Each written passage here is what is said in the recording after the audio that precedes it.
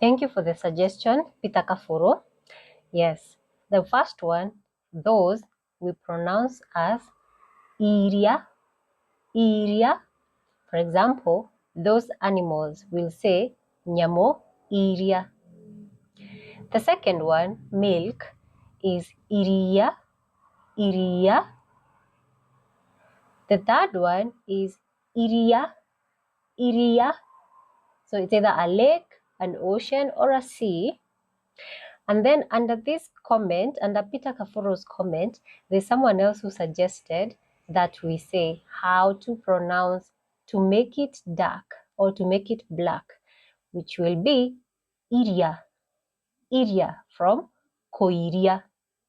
Koiria. That means to make it dark or to make it black. And he also suggested Irea.